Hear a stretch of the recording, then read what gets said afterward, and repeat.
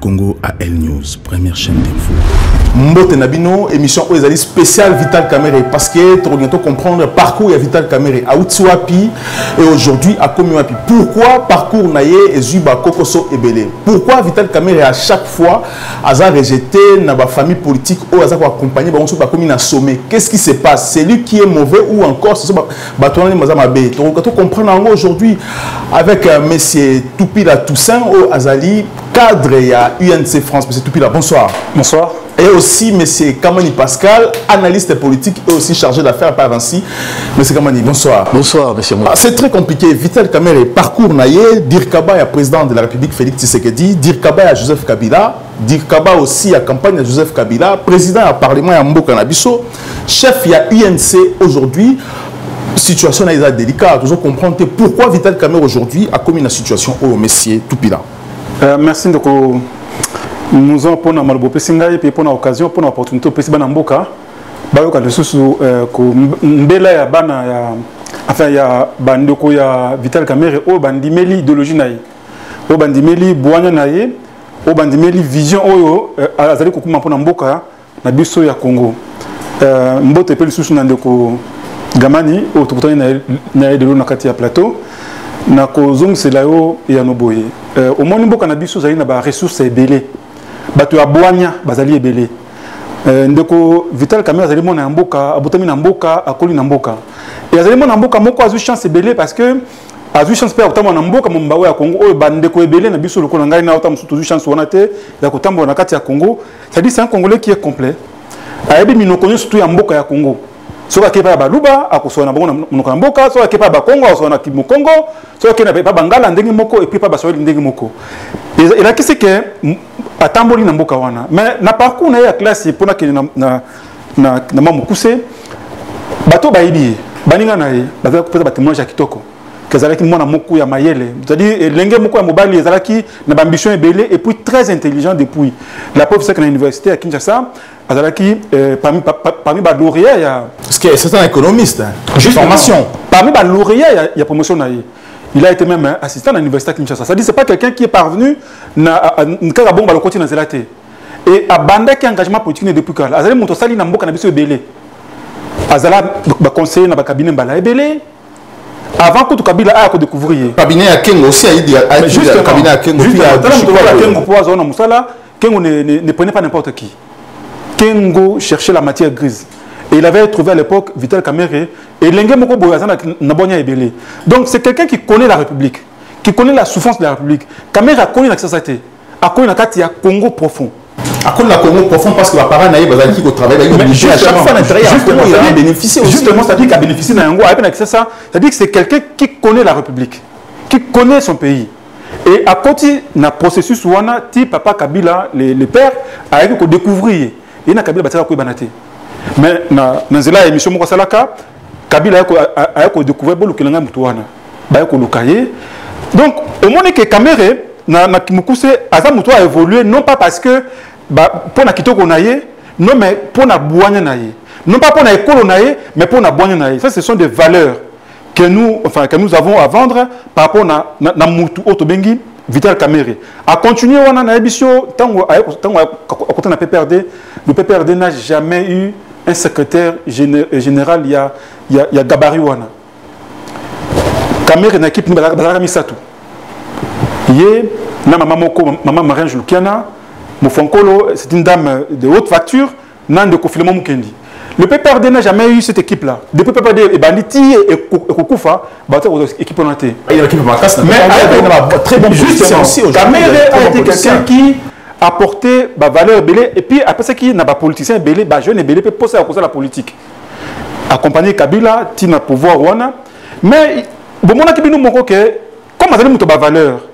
À mon avis, Vision Naïna Kabila et Singala Kibongote, il a été celui qui, en étant président de l'Assemblée nationale, a demandé qu'il poste à la mise en cause parce que Zalaki d'accord, Rwandais, Bayakoko, Naboka, Nabiso, Kabong, la Louingi. Mais lorsqu'on joue le Babongo, parce que moi je me rappelle que Vital Kamere est président du Parlement en 2008, c'était lui encore, en 2008 encore. Oui, mais enfin, attendez, tant que Zalaki président de l'Assemblée, il y a le président de l'Assemblée dans la Moko, Vital Kamere. Mais justement, en 2008, on a eu président, parce que l'Obi a dénoncé qu'il va Rwandais, mais lorsque Congo s'est décidé, qui Parlement s'est décidé, qui sa loi européenne, ça Ouganda, terre, na est, na île, où ils ont voisin Idjui, c'est lui qui était aussi le président du Parlement. Il n'a pas dénoncé le Congo. Non, il faut pas couper ça, Congolais, l'impression où ils ont soloté. Le Congo, jusque-là, n'a jamais cédé une portion de ses terres. Si. Non. Si. Non, excuse-moi. Le Congo, jusque-là, notre pays n'a jamais cédé une portion de ses terres. Il y a une loi en 2008 où il y a une partie de Burundi. Et c'est un mot na Burundi. Vérifiez l'information, madame. Et ça, même dans le livre écrit, ils ont des spéculations et bateaux, ils ont mis ma baie pour na mboka. Mboka na biso ya Congo, na mikolo ya lelo, ils ont eu 2 345 000 km² na yango ndenge colon batikela ki biso yango. Donc par des étrangers. Et puis Omoni Kamere a été parmi les présidents de l'Assemblée nationale oyo lelo mokili mombeyebi présidence naye et management naye na kati ya assemblée wana. C'est-à-dire azalaki mutu ya majorité mais après ça qui peut opposition tant bas s'exprimer. C'est le moment où le goût à la démocratie et ben nous comptons na mboka na biso avec Vital Kamerhe. Lelo oyo pe pona kene kosuki ça tango toke na Genève. Vital Kamerhe a l'obité, nous avons un mboka. Oui, mais tu as place sur la parce que tu as trop. Mais c'est comment qu'est-ce qui a fait Vital Kamerhe avec son intelligence, parcours naïe, na Congo, tout ça. Mais qu'est-ce qui a fait que Vital Kamerhe a se désengagé à chaque fois dans la partie politique et travailler ensemble pour matin et à la fin a eu toujours des problèmes dans la classe familiale à Kabila, aussi aujourd'hui dans Félix Tshisekedi. Oui, merci d'abord pour l'invitation. On a PSP mon frère Toussaint Mboté, cadre à INC avec qui tu as ça la débat peut-être intéressant ce soir parce que le sujet est vraiment très préoccupant et ils appellent bien l'année vraiment tout parler sur le Cambo parce que tout le monde j'ai l'année passée sur surtout Marambouya et à Oemema qui est en prison. Mais pour revenir peut-être dans le parcours naïe, moi je dirais que c'est quelqu'un qui a un parcours naïe au monde azalaki mutumo azalaki vraiment constanté. Donc, et puis, je reconnais, c'est quelqu'un qui est très intelligent. Azan a qualité humaine, hein, il est sociable. Mais Azan a un problème, il y a moralité. C'est surtout ça qu'on a toujours reproché à Vital Kamerhe. Parce que parcours, à l'époque, depuis les années 80, Azalé pe mutu o asala ba jewana ya ba no benge mingi le risé ou le renard tout ça puisque na 82 à 89 ans IDPS babandaki bazali na clandestinité yazalaki parmi ba étudiants à l'époque na Unikin o bazalaki bando faire partie de la jeunesse il y a IDPS en clandestinité mais dans l'autre temps azalaki sous membre ya o babengi Frogemo c'est-à-dire Front de jeunesse mobutiste. Donc azalaki soki azui ba information koto ake funda koto so azui ba information na IDPS ba étudiant bande ko se réunir clandestinement yé azui ake même ba information koto yango moni et salaki moi permettait à moi piston mo ya ko se retrouver même na ba fonction ministérielle parce que batu nyonso ya à l'époque il y a mouvance présidentielle mingi ba ebakiye na ba génois na bande ko sala yango et permettait que faciliter un peu moins ba porte. Donc c'est quelqu'un qui a toujours retourné Jean-Jacques Dutronc à Lobaka, un opportuniste qui a toujours retourné sa veste toujours de bon côté. Parce que tant au retard bien, il a fait aussi un passage dans l'Union Sacrée à un certain moment. Il s'est retrouvé aussi dans l'IDPS, dans le parcours parce que Azala a vraiment stable été politiquement.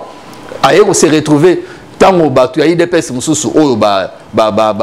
kitaki IDPS, trahisaki IDPS, les Birindois, tout ça, à se retrouver qui sont à côté à Birindois. Donc il y a l'andara à côté pouvoir résoudre parce que des passages par les cas qui ont cabinet à Kengo, jusque dans les années, je crois 97, tant Afdel et Koti, à se retrouver sous la carte Afdel.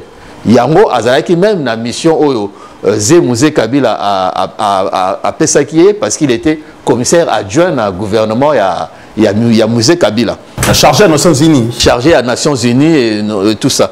Mais ça ne s'est pas arrêté là. Tant Kabila a eu pouvoir, il est aussi toujours Moutou Oyo, avec qui s'est rallié à Joseph Kabila, il est Moutou. Azak, je crois le véritable fondateur, il y a PPRD, puisque Akita sous Afdel, Akita sous PPRD. Donc, tant que le parcours n'a eu PPRD après quand on a démissionné la présidence et l'Assemblée nationale, il pouvait aussi rester, mais comme il a pouvoir mingi, à qui créer parti avec justement l'aide de Kabila, puis c'est Kabila qui a financé création de la parti wana. Naïdi que tant Vital Kamerhe ayaki awa pour la première fois, je pense pour présenter son parti, j'ai une amie au Bakena qui a assisté kuna. Allez-y monsieur Kamana. Première fois tant ayaki awa pour présenter parti politique, j'ai des amis au Bakena où n'anga na boye kota mambwana. Tant Bakeba Kouti na katia parti il y avait beaucoup de Burundais touti.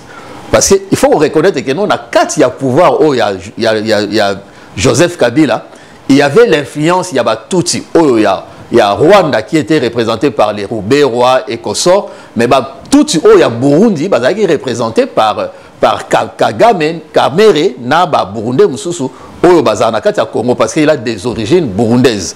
Mais je pense qu'il est surtout connu parce que c'est quelqu'un qui est non seulement un astucieux, mais il est d'abord un matois, un roublard, connu par sa ruse, mais aussi on a vraiment un des prédateurs, donc un escogriffe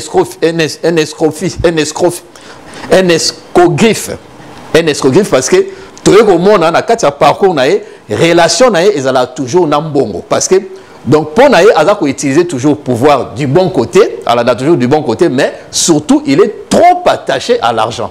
Et il est capable de tout pour en gagner un bon. Mais c'est tout là. Est-ce que Vital Kamerhe utilise son intelligence, comme le président Félix Tshisekedi a dit tout à l'heure dans l'interview à Bunia, pour mater ou pas? Allez-y. Parce que nous avons dit que Bosoto et Bimanakombo ya Mouto Azali valeur ya mboka, Azali aussi la fierté en mboka. Au moni biso ba congolais, il faut toujours en auto bengi la reconnaissance. La reconnaissance à la valeur na biso. Pour enfin école mususuté et au moins en France awa mutoloko Macron azali valeur na bango mutoloko la comment je peux dire nani par exemple Edouard Philippe azali valeur na bango mutoloko la Nicolas Elo a valeur na bango ça dit biso to ko de tout ba valeur biso bongoté en racontant des ragots tout ce qu'il est en train de dire ce sont des vrais ragots je suis vraiment désolé. Et j'ai vu qu'il a fait un exercice, il a multiplié le vocabulaire rébellé alors qu'il est conscient. Le Kuta pourquoi? On a démontré que Vital Kamerhe a un manque de constance. Mais c'est quoi la constance dans la politique? Dans la politique, ils allaient quoi sur le coup la tête que ils font des Milanzambe comme mon consinayo, comme je crois en Jésus comme Seigneur et Sauveur. Non, pour dire qu'ils ont une vision. Tant que vous avez un conseil, ceux qui visent dans mon côté, au Salani, au quoi assumer, nga le long na UNC. Ceux qui n'ont pas vision dans nga, ils ont demandé monter na Kamega dans Salani, na Kolongwa. Ça n'a rien à voir avec la constance. Est-ce que vous comprenez la dimension là? Vital Kamerhe, excusez-moi. Non, pas leader. C'est un technocrate, mais pas un leader. Mais c'est comment tout qui est assis ça? Au moment que même le sens de constance à utiliser au Mabé. Dans la carte politique, ton vision, tant que vision, Kabila, enfin tant que Kabila, tant que Bagwande Bakoti Namboka, il a été le seul Congolais où attaqué la cause la présidence de l'Assemblée nationale. Ils allaient pifou, autour de la pouvoir mener. Mais il a pris le risque. Non. Comment Bangu armée à Paya et à côté de Namboka Nabiso Boye. Et puis qui est pour se nailler. Andimaki Atikayango. Ce qui a lobby que non, on a pouvoir. Mais Vital Kamerhe, il pas Kabila, il n'allait rien perdre. Mais Obi Kabila a un pouvoir en dernier. Pour y pouvoir, mais réfléchissons un peu. Comment on peut dire aux Congolais, Makambo Zali et Zana Zelate? Kamerhe, le sous-soit lobby que non. Voilà, Kamerhe en a côté à pouvoir. Kamerhe a dit qui pouvoir. Non. C'était ça. Ce n'est pas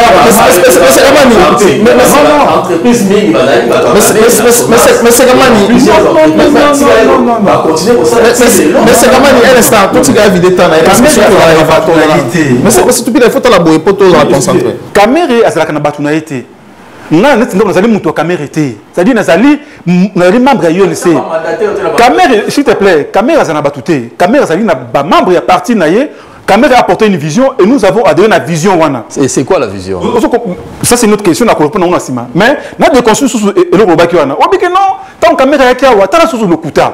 papa, non mais soyons sérieux. Vous allez moutonga na respecter Mingi, Gamani, vous allez un intellectuel. Il ne faut pas qu'on laisse aux Congolais l'impression selon laquelle même les intellectuels racontent des ragots, ils racontent de l'histoire, enfin, comment, Net Makambouya, Net polémique Yawenge, tout ça, où les gens peuvent ramasser des histoires pour se faire plaisir. Alors, il y a un caméra qui est présenté par Sinaïawa. Si on a tout dit, qui était le premier secrétaire fédéral, il y a eu une scène en France, à bien monté.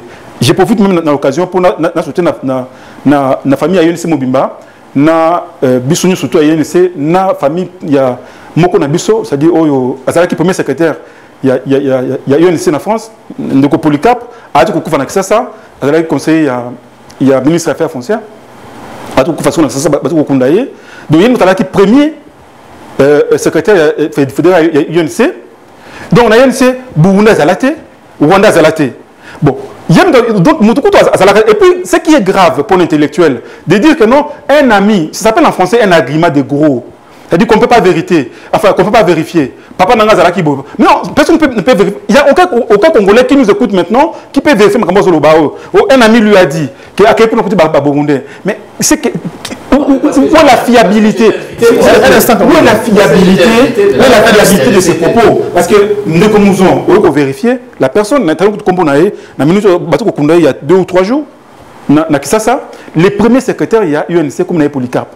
Mais est-ce qu'il va être pour maintenant, l'intelligence pour la question, oui, parce que ça maillé.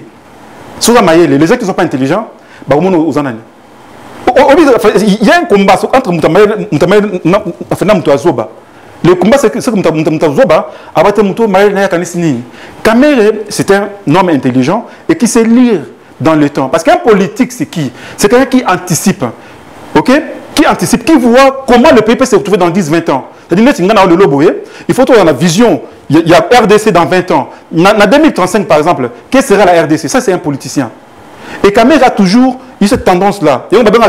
Non, mais c'est un génie. Alors que nous, à côté à pouvoir. Non! J'étais démontré tout à l'heure que à côté de Papa Mouzé n'a jamais connu l'individu Vital Kamere. Jamais. Mais parcours, parce que il est tellement intelligent. Papa, excusez, je belé na gouverneur à Lelo. Félix a mais à cause de Moussa Nabango, à cause de la compétence de Nabango, Andimi cause Bango Bassala Nabango. Donc il faut arrêter cette histoire-là. Il y a ceux qui m'ont maillé, comment Azako évolue, pour qu'il ait raison, Moko Boizali, et puis il faut faire attention à Bamo ou à qualifier Valère Yamboka, genre Azabo, Azali Bono, non, c'est pas ça. Nalim ici, parce que Namouna Azana Bobungi, n'a qu'il est Mazana Bobungi. Mais Nakati n'a à comprendre que. Il était à côté de la plaque. Mais Vital Kamere aussi, pourquoi à chaque fois? Parce que c'est très compliqué. Vital Kamere, malgré a dénoncé, comme on l'a dénoncé, effectivement, il a dénoncé en 2009, avant qu'il quitte PPRD, a dénoncé qui entrait à la troupe. Il a dénoncé qui entrait à la troupe rwandaise dans l'uniforme, il y a FARDC à l'époque. Mais pourquoi à chaque fois? Parce que c'est ce qui est compliqué, il est très compliqué, les Congolais ont toujours la confiance, même la diaspora, même lui-même des fois, pour l'identité, c'était très compliqué. Alors pourquoi tous ces manœuvres-là? La diaspora va dénoncer, va l'ignorité, va brutaliser, pour bétailler à chaque fois, pour atteindre la personne. Qu'est-ce qui fait que Vital Kamere aujourd'hui, comportement, Congolais, vis-à-vis de non, mais moi je pense que Makamolobi, on est parce que les Congolais, Vital Kamere, Kamere, comment le loi a subi machination politique on a voulu les détruire mais Baboussani qui a détruit qui a détruit na réponse kasi ba conspirateur bato balingi était mais il faut dire parce qu'on peut pas nous journaliste est-ce que ba ennemi na yo bato balinga yo ko bango mais au comment bango kana ba commenter sur les réseaux sociaux avec l'identité moko comment Yakobomba, ça veut dire quoi? Vital Kamere, Batu Balingi et Belé, Bissou Lingi, Nana Lingi, et j'assume. Donc ne dis pas que le Congo Balingi était. Vital Kamere a été dans l'élection en 2011, en 2006 plutôt, comment 3e. C'est-à-dire après. En 2011, pas 2006. 2011, avec 2006, avec encore en Kabila, c'était 2011. Excusez-moi, 2011, avec candidat, avec 3e. Avec 7%, 7,7%. C'est pas rien. C'est-à-dire que le peuple congolais, après ça, a payé confiance. Et puis, tu le lot, Vital Kamerhe, il est pacificateur jusqu'au bout. Azali moto au peuple za confiance na poto awa balingi biso lingi pour le on a biso que UNC tozali ebele et nous sommes en train de travailler encore pour aller au-delà. Beaucoup monde na sous na mikolo za koya action à UNC. Non mais ça c'est même pas approuvé. Ozomona makambo o ko le Vital Kamerhe le lot ezali nini ezali bobangi. Certaines personnes ont cru que Vital Kamerhe allait bousculer dans la politique. Pourtant, Kamerhe, c'est quelqu'un qui est humble. Il a compris à l'époque de la Genève habitée. Tokende, Totikela, Faoulou, nous allons en athée. Bato Babouni na pouvoir, Isali Félix, Totikela Félix, Azwa, Ndeko Félix Kende, n'a pas soutenu. Il s'est retiré. Pourtant, il fut candidat à son présidentiel. Obsédé dans le pouvoir. Félix a été faible par rapport à eux ou pas. Il était facile à manipuler. Il a préféré que nous soyons ébélés. Il faisait qu'il il a préféré Félix. Pourquoi? À manipuler. L'union fait la force. C'est-à-dire que non, mais écoutez, nous avons tout ça beaucoup Panzana, Ndeko Yaka, tout Sangana, tout continuer, tout ça, la Moussala Moko, pour abonner à Mboka. Et ça, c'est quelque chose qu'on doit dire de Vital Kamerhe. Comment, en fait, le bonheur de la République, le bonheur des Congolais, il s'est toujours battu pour ça. Hein? Il a été le premier politicien congolais qui a dénoncé que les Rwandais et pour ça, les Congolais doivent lui être reconnaissants. Moi, je suis étonné ceux qui ne Gamani à reconnaître un côté. Soit ne fût-ce que reconnaissant pour nous. Oui, allez-y, M. Kabani, allez-y. Ouais, ben, je comprends quand même. On va bien dans la démasaison, il y a nerveuse, hein, il y a UNC, parce que je le confirme que M.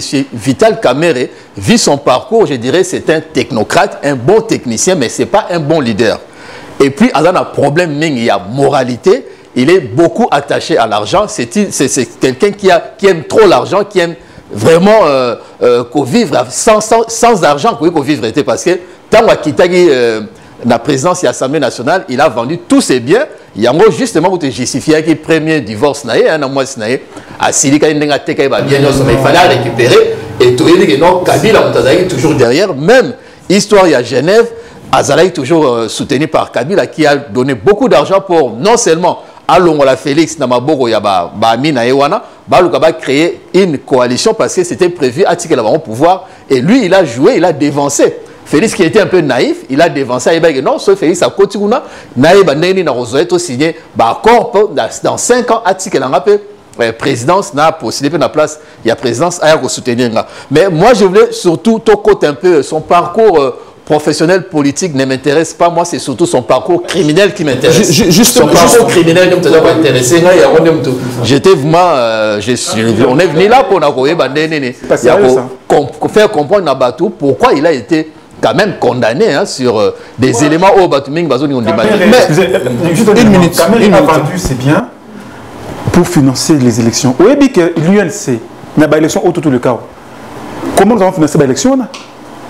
C'est-à-dire, en fait, non mais Gamani, excusez-moi Gamani, j'ai l'impression que on a habité, enfin qu'est-ce qui te prend ce soir? Enfin qu'est-ce qui vous prend ce soir plutôt? Hein? Parce que il y a des gens. Non, un instant, je m'excuse. Pardon. Sambongo pour l'élection, c'était un proche de Kabila, un ancien ministre. Mais non. Chibanda. Mais on a vu tous les gens qui défilaient Babande Koye Panaye, Bazo Bimana Malette, notamment Kamerhe. Non mais en tout cas tu évolues. On est masolo. Le peuple a compris. Ils ont masolo Wenzi. C'est-à-dire Mouwa Fandi, Atiema Ouskini na Katia Vert. Bon, Aligné Mbokate. Ou bien azana possibilité que Mbokate, Makamede et na Mutu. Oh Moni Joana, Azorambongo Boye. C'est comme ça que na Kinshasa. Quand les gens ne savent ce que Moni Mutu, Azako évolue na Kinshasa, Balukoyeka a raison beaucoup quelque part. Kamerhe a vendu ses biens pour financer son parti. Kamerhe a un bon côté, hein? Est-ce que Kamerhe a un bon côté? Nous, Bisso, tu continues à UNC. Bisso, tu continues à UNC. Pas parce que Kamerhe a un bon côté. Et ça va partir de Mboka Nabiso de l'eau où les gens courent parce que Moutouana a ben les patron. Mboka Nabiso. Mais à UNC, personne n'est allé à UNC pour patron ça Nambongo. Kamerhe n'a pas d'argent. C'est que Kamerhe a, écoutez, c'est que Kamerhe a. Si tu commences à dire, même si au Lungio, au côté c'est 100 jours, tu mais enfin, je vais te démontrer carrément. Sans jouer les oui, excusez.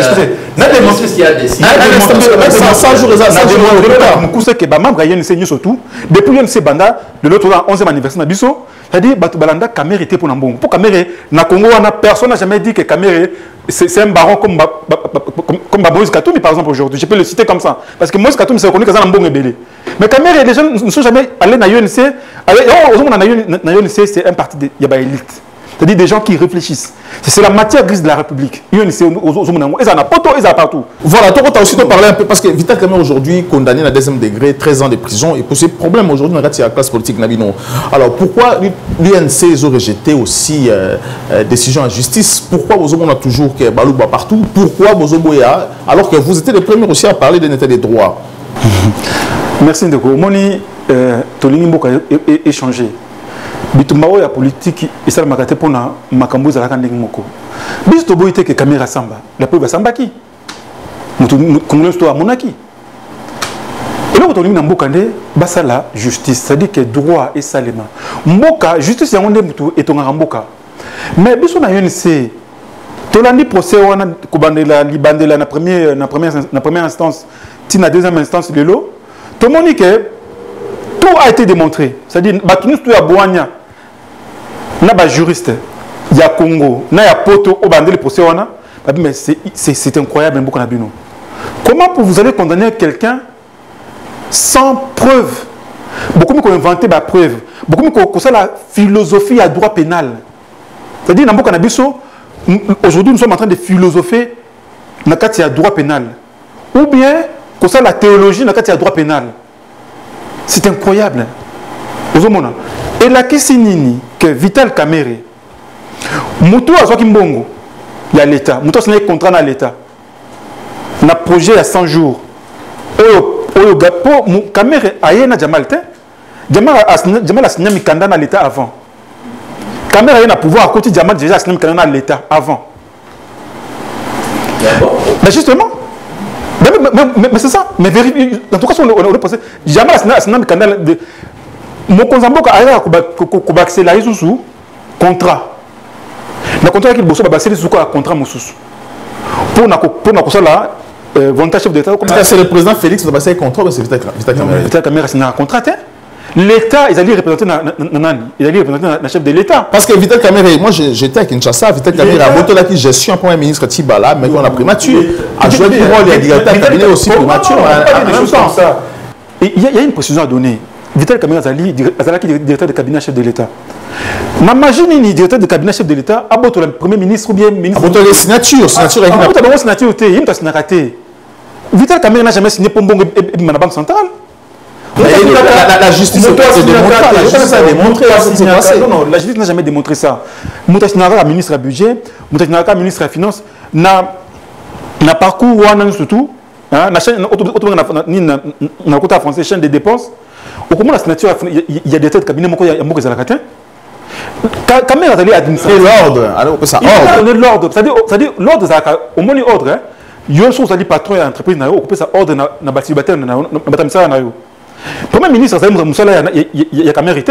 Ou bien ministre des Finances, il y a l'État cabinet. L'État cabinet, il y a l'État cabinet sur instruction du chef de l'État. Alors, comme chef de l'État. Aujourd'hui, c'est au coma.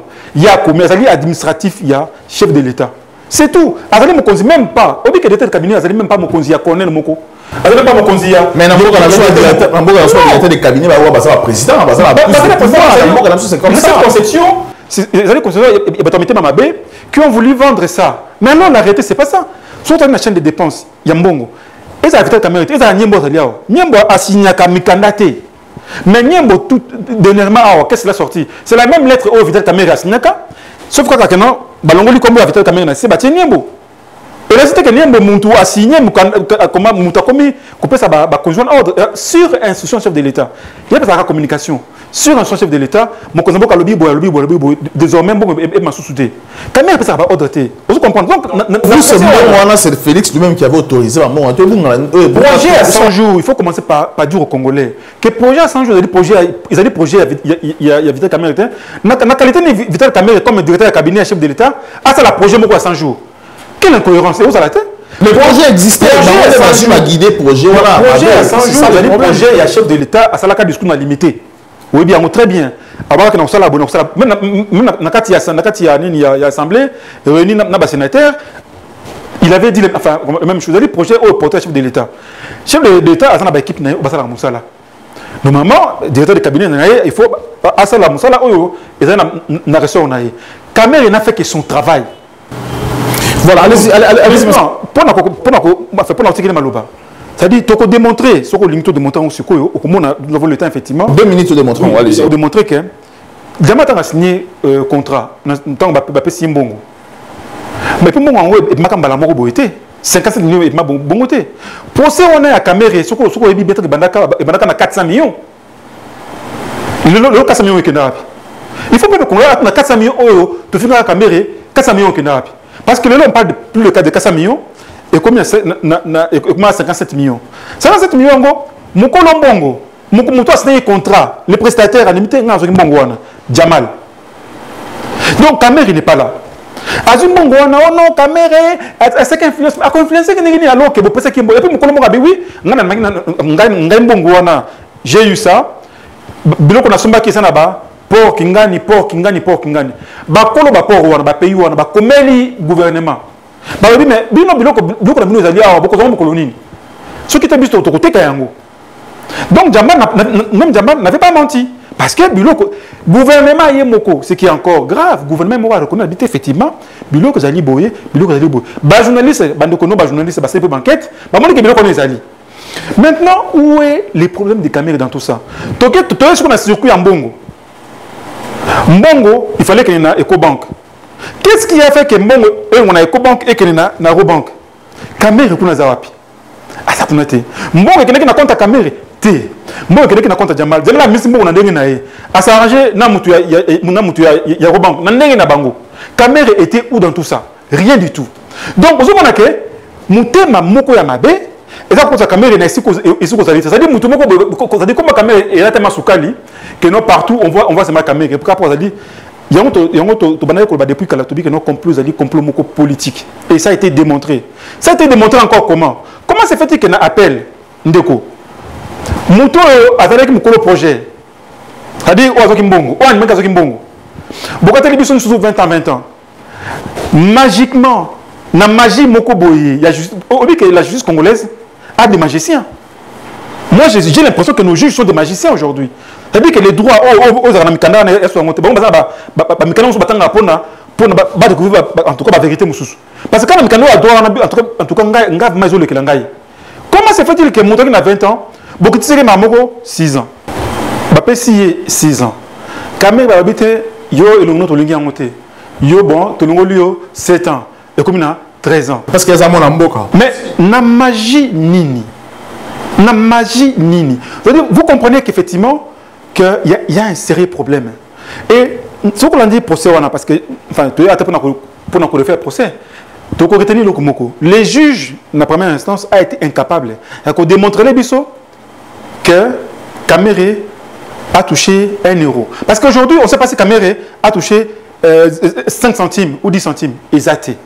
Le juge Moko, il avait reconnu ça. Donc, pour la juge, il y a une intime conviction, il y a le que non, il y a des détournement intellectuel. C'est une insulte pour le droit pénal. Ils ont dit qu'on finit le droit pénal. C'est-à-dire que pénal, c'est nous qui fingami. Papa, on ne peut pas dire na mutu, na likamu ya mbongo, et bimi na banque, bo sape na trace.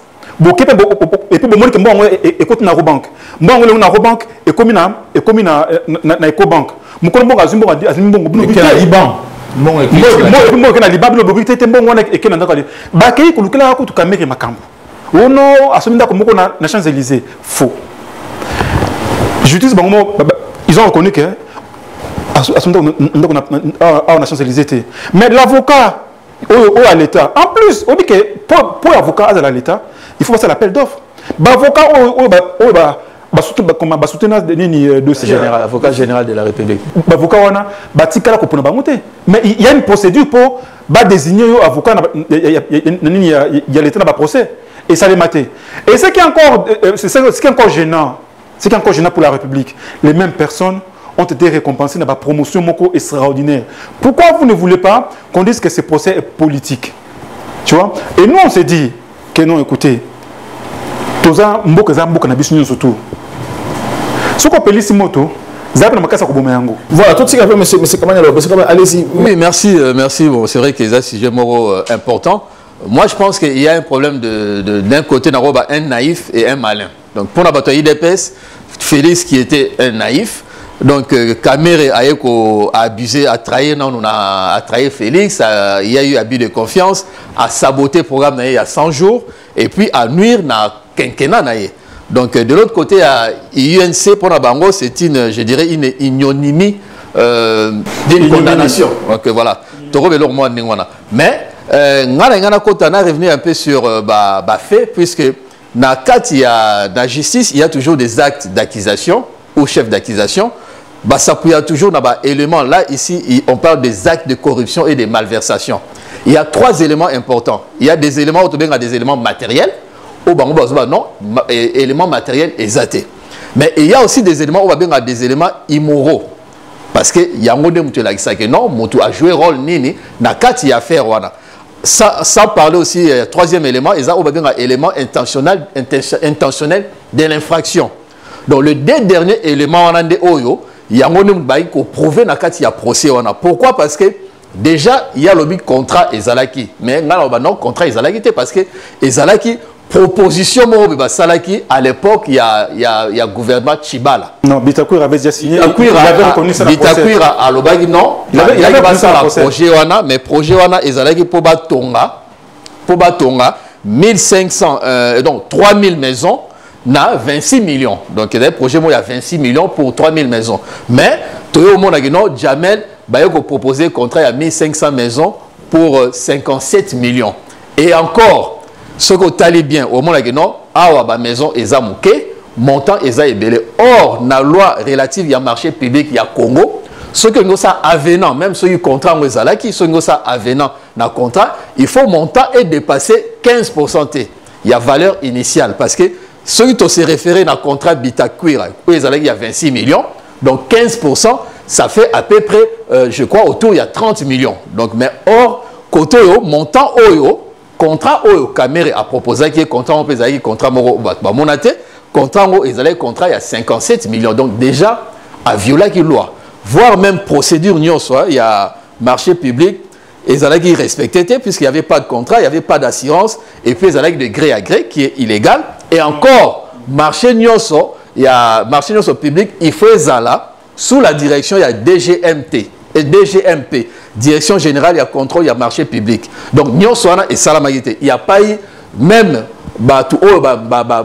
respect, il y a procédure, il y a attribution à marché, tout ça. Mais ce qui est grave, parce que, il faut remarquer qu'entre mars et avril 2019, il y a eu un virement. Je rappelle qu'en janvier, le 25 janvier 2019, il y a eu une note de service Vital Kamere à Lansaki qui non dépense nyoso et qu'au Bimate il faut sans autorisation de la présidence. Donc c'est-à-dire que non, tout est là qui transféré dans la présidence. Or, présidence de Géramboka, il y a un temps qui bloqué pour notre gouvernement. Félix n'a pas collaboré, non, tout ça l'attaque quelque chose. Il y a un ça là. Projet où il y a 100 jours, il y a déjà un projet et ça déjà récupérer un projet où il y a un gouvernement Chibala où il y a en veille donc on va récupérer un projet bon on va faire quelque chose mais sauf que procédure à ta moroté est respecté tant on va virer mbongo et pas il y a Jamel Azaki même n'a contracté entre mars et avril 2019 il y a eu virement il y a 57 millions de dollars. Il fallait qu'ils aient une Ecobank, on a Rai Bank, déjà, pourquoi tout ça c'était sur instruction. Il y a Vital Kamere parce que Yemoro a reconnu que l'organisateur. C'est quand même incroyable. Comment se fait-il qu'il était l'organisateur? Il y avait une équipe de banque, vous allez Vital Kamere, à ABC, la Banque Centrale. C'est lui qui avait des choses. On a lobby à janvier 2019, Vital Kamere qui gérait tout. Non. C'est lui qui faisait tout. Il jouait un peu le rôle du Premier ministre. Mais non. Et ils allaient déjà marcher bon, illégal parce que le gouvernement, il fallait s'occuper d'en haut, mais Vital Kamerhe n'est pas maillé, l'économie, c'est très intelligent. Tout comme qu'on landa dossier illégal parce que c'est le gouvernement normal qui engage le pays. Ça, c'est un. Deuxièmement, tant qu'on va virer 57 millions de dollars à 3, en 3 phases. Et comme ça, Jamel, Bimisele Mbongo, na responsable directeur ya Rai Bank. Directeur ya Rai Bank, c'est un Belge, il faut reconnaître que non, il y a instruction et pas Vital Kamerhe. Pour Abimisa Mbongo en espèces. C'était pas 57 millions de dollars, c'était 47 millions de dollars. Oh, Babimisa qui na espèce. Parce que, pourquoi 47 millions de dollars? Parce que Jamel a la licence d'exportation, il y a 8 666 500 dollars. C'est-à-dire, il y a un monnaie qui est justifié, a salagi a tindagi na Turquie pour la bandako eya. Wanande ezagi na trace. Mais le reste, ezagi espèce 47 millions de dollars, ezagi retiré en liquide. Il y a un monde qui a acquisé Vital Kamerhe. Comment se fait-il que non? Yo ozope sa instruction parce que le directeur il y a Rai Bank, Kobo Santé Rai Bank, il met première banque commerciale au Congo pendant les 5 dernières années et puis classé 29e banque commerciale dans le monde par journal américain. Donc pour éviter réputation à banque Nabango, famille wana ya indien, imposa qui est à coopérer dans la justice. À Salaki 6 jours dans la prison, Yamakala, il a coopéré, mais et puis Azaki même Azaki longola qui va virer na banque wana. Azaki sous directeur na banque wana te. Famille wana ya ba indien bango mon baraki qui récupérer présidence ya banque wana parce que ceux qui Azaki erreur grave te banga ba garder na banque. J'en passe. Et le même chose c'est très très important. Ezali kamuya financement ya ba marché wana. Financement et projet. Financement et projet, il faut toucher les sous dans la réserve d'échange. Or, la réserve d'échange va toucher en côté. Parce que même, il y a même la SADC, SADC, non, va toucher, donc on parle d'un accord criminel au Vital Kamerhe à Salagna Jamel, parce que non seulement à aspect technique, ils ont respecté, même aspect financier. Au cas où on problème qui nous touche la réserve et pourtant réserve est important pour 1 mois et demi il y a importation il y a matière première dans la RDC donc on pouvait même pas toucher à ces réserves. Détournement il y a 47 millions de dollars ils allaient confirmer par rapport il y a comportement il y a proche il y a Vital Kamerhe notamment sa femme au Kutaina Bambongo. On l'a même accusé de reseller. Reseller, ils ont monté à Zumbo, et le Romoro, ils ont volé, ils ont compte. Son neveu, il sous Massaro, ils ont la complicité parce que Boutignon soit Massaro, via comment il mené. Donc il y a eu enrichissement illicite, il y a proche, donc justice a été prouvé parce que Ami dans la commerce moroté. Azana registre de commerce mais comparer rentrée d'argent ezoye banate abino a roulara ming na espèce or c'est interdit qu'on détenir même 10 000 $ en espèces na Congo donc na Congo c'est interdit. Ah bon? Ouais, c'est interdit qu'on détenir 10 000 $ na Congo en tout cas donc il faut et là c'est très important il y a eu trafic d'influence parce que il y a eu quand même il y a eu délit d'initié, il y a eu vice de procédure, il y a eu même violation, il y a procédure et il y a eu détournement. Vital Kamerhe a toujours, na M. Jamel, il faut créer entreprise Moussousou, entreprise entreprise de mallette, Ousmane, créé en mois de avril et en août 2019, il y a même année Karawana. Entreprise Wana et outil qu'on crée mais ceux qui ont créé en avril de la même année.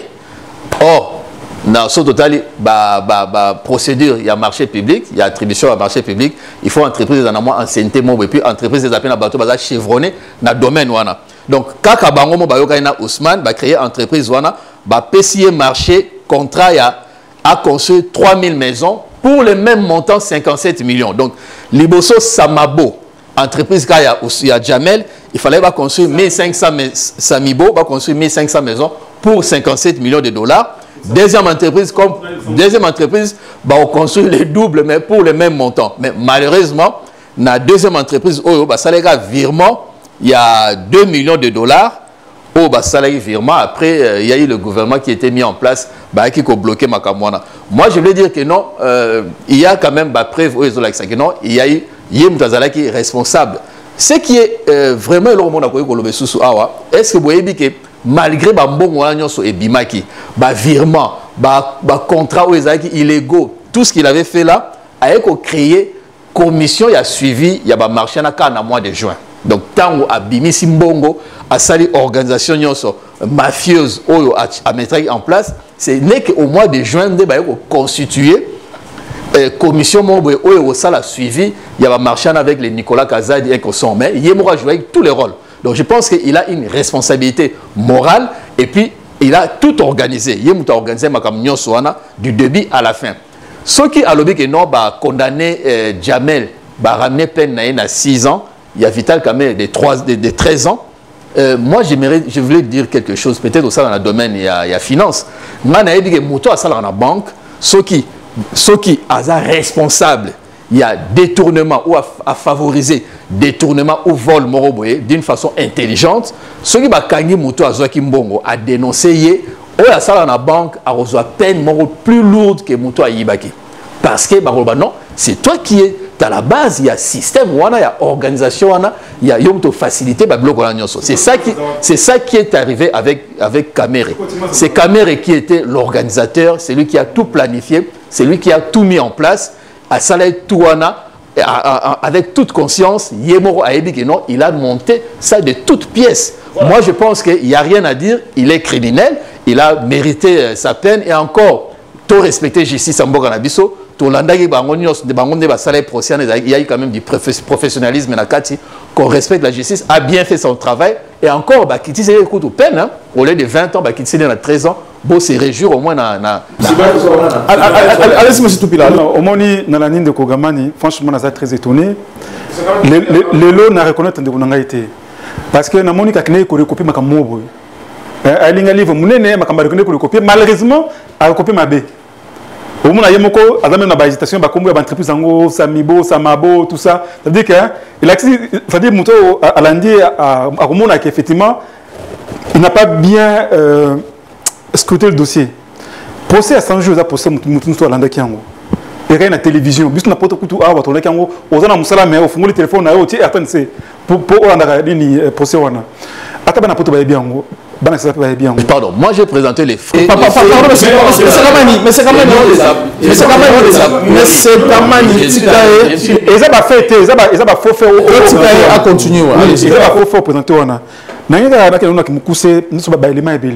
Moi je suis choqué.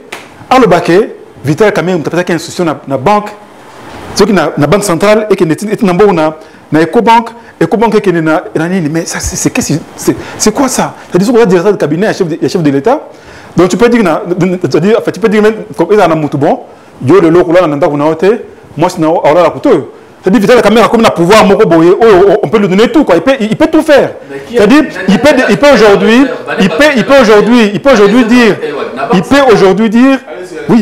dire na banque c'est du n'importe quoi. Il a profité de la naïveté. Soyons sérieux.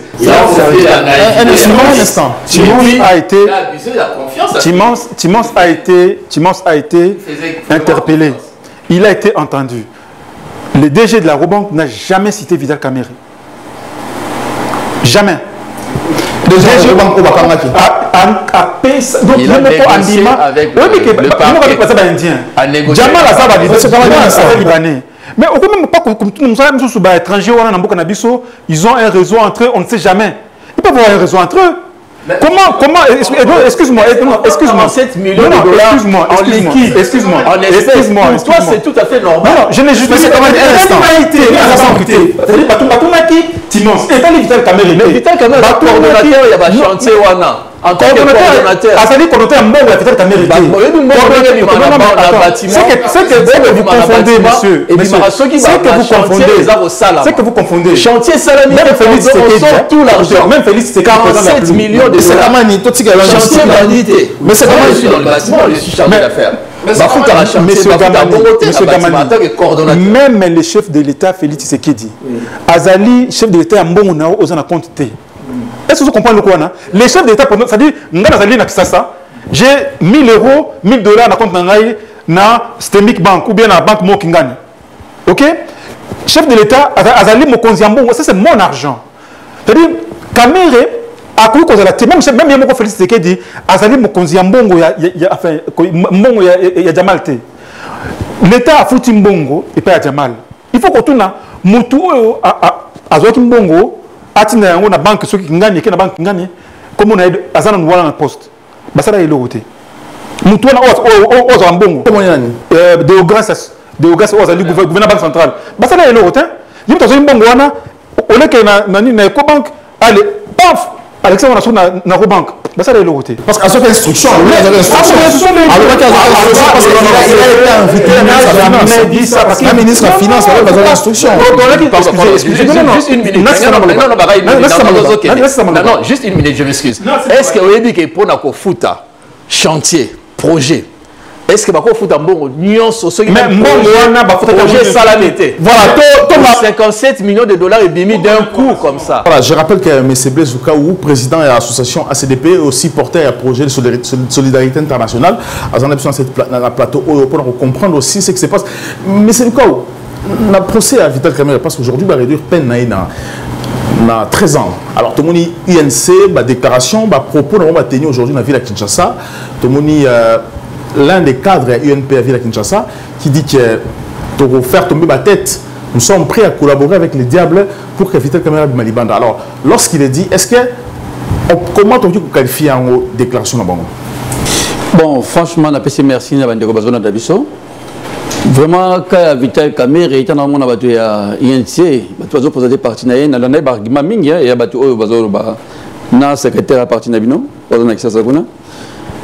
Quand même, la manière où inventé Vital Kamerhe, et tant que Congolais, il y a pas tout ça diaspora.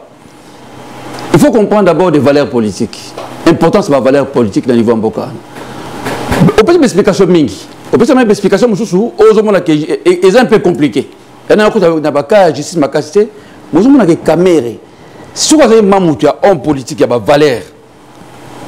Parce que choix na ye Salaïke, c'est l'alliance na Tshisekedi. C'est lui qui a fait ce choix. Pas bien qu'il y ait une coach, ba conséquence na ngwango.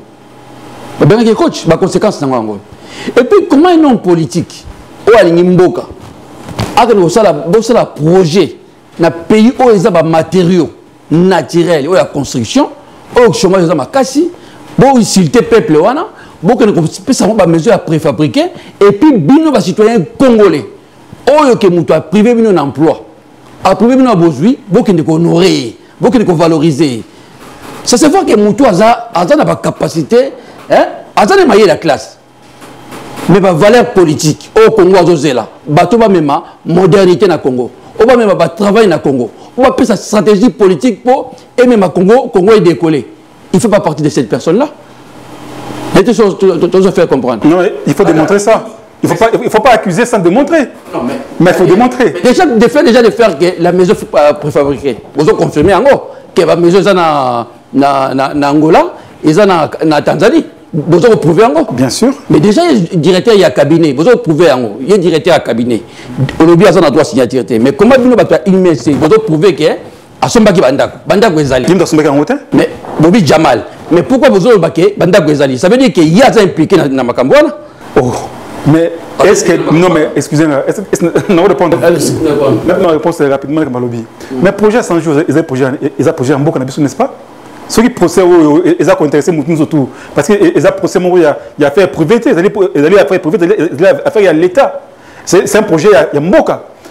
Il y a des gens qui intéressés surtout. Ils ont été projet à Moutoumoko Namosna, Bassoni Nanda, Koubake par l'État. Non, c'est différent. Ceux qui doivent soutenir parce que l'élément et la question Diamant, Oyo, avec le marché, à lobby, et puis Bakolo, Bakomi.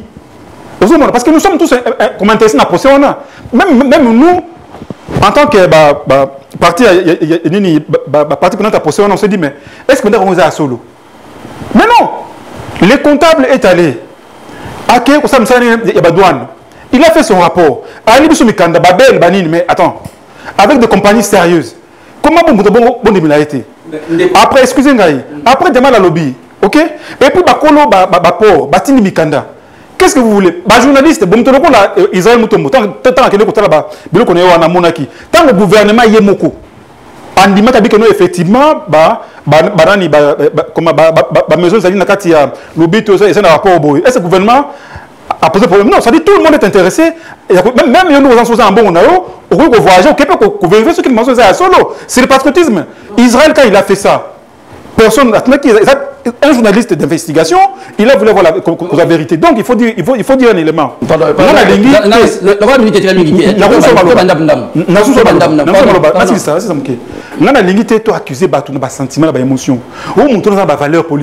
C'est quoi une valeur politique? Démontre-moi que Vital Kamerhe. Quand moi je te dis que le Rwandais va traverser Frontière Nabiso, Vital Kamerhe a tiré poste na étranger à lobby ango. Voilà ça dit valeur té. Le bac de la vidéo, na James Cabaret, mon frère. Nation le Romo, il faut dans la France, pardon, faut dans la France. Là on a ndako fandaka. Ils ont ndako préfabriqué. Alors, il y a pas de geste ça va pas.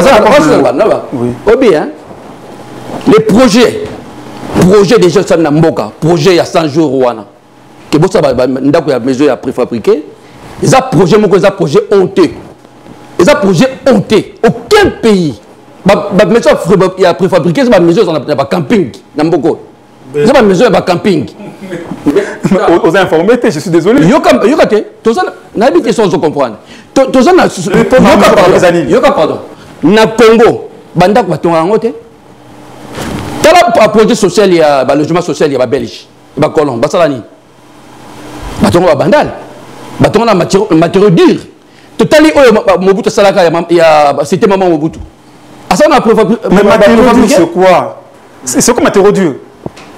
Excusez-moi. Donc, Ndeko, Zalakimia. Non, pardon. D'abord, il faut comprendre d'abord que projet Wana déjà. Soit il y a projet Wana par rapport à peuple, par rapport à l'État c'est déjà projet, c'est-à-dire que bateau bazan a qualité politique. Parce qu'il faut faire travailler ni l'entrepreneur congolais, ni la population congolaise. Et puis, je suis encore surpris, peuple congolais, sur Bozo Kangai. Moutou a prouvé que ça veut dire qu'il va évoluer. Parce que comment on a vas-y. D'accord. Avant de nous approcher, parce que c'est un peu compliqué. On ne sait pas s'il y a un peu de il y a toujours une manière de comprendre. Parce que parfois, tout les Arabes, moi, je sens que tout est valeur. Quand on dit matériaux durs, maison préfabriquée. Sauf dans un bâtiment. Pourquoi ça n'a pas de World Trade Center? World Trade Center. Pourtant, on a des bombes. On a des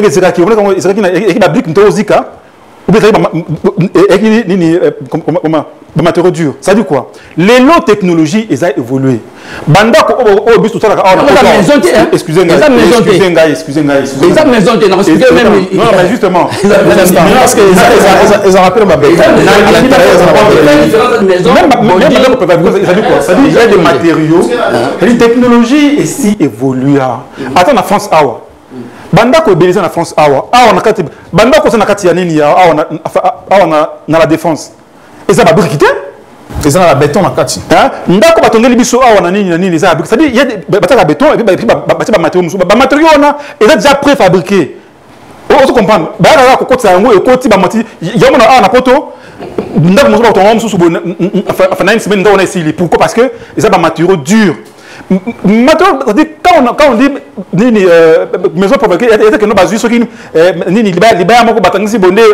ça va longue vie. Mais est-ce que la climat a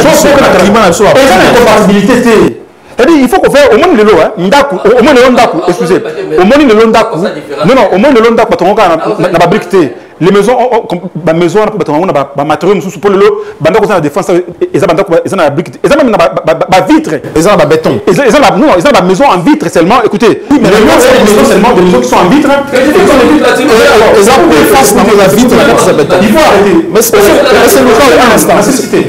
Ouais, une minute. Oui, Oh non, mais le lot, ici, ça na bâtiment na mboko.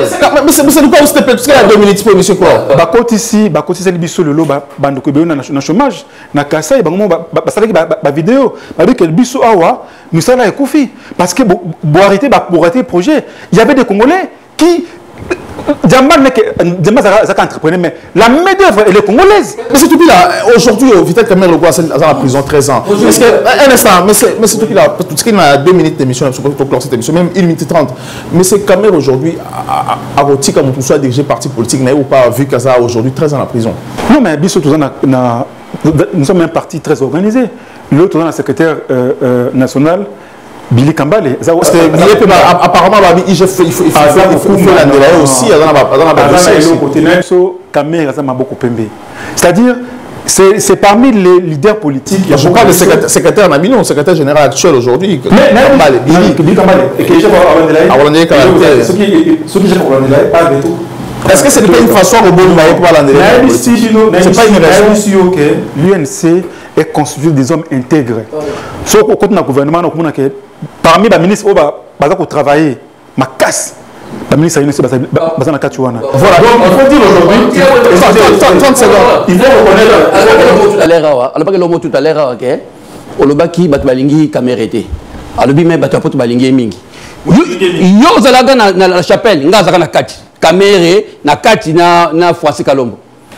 Majorité de la population va habiter à Kamerhe. Je suis policier. Aux Alak, on assiste. Non, attends, on assiste à quoi? Il faut bien qu'on soit moi, un cas isolé, c'est un combattant, qui aime Kamerhe? Mais moi j'aime Kamerhe. Dans la communauté. Mais moi j'aime Kamerhe. Attends, le pourcentage.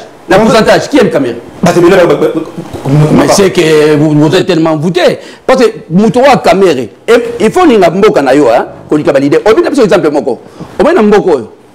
Ceux qui, ministre, ministre budget, on a des grèves un peu na été. On a l'époque à Hollande. On a obligé à démissionner. Oui, même parti est rejeté qui est. Bon, ça d'abord la valeur, il y a bon Mboka qui est leader na bino. Moutoua Kamerhe, bon ça na parti, yoza mouta parti. Pourquoi au moment où Kamerhe histoire n'est sini, battez les hommes. Histoire ici il faut laisser sini. Mais bon c'est pour l'année. Mais parce que ça non. Kamerhe a silité, Kamerhe est là, il reste dans le Congo, il est le leader politique, il est le leader parlementaire, il sera là.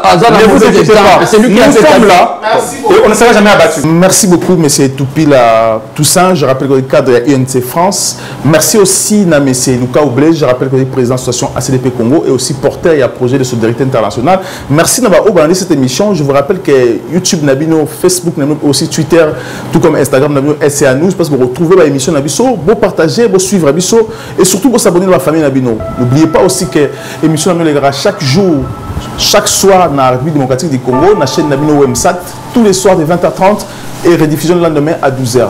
Merci beaucoup, à très bientôt. Les Congo AL News, première chaîne d'info.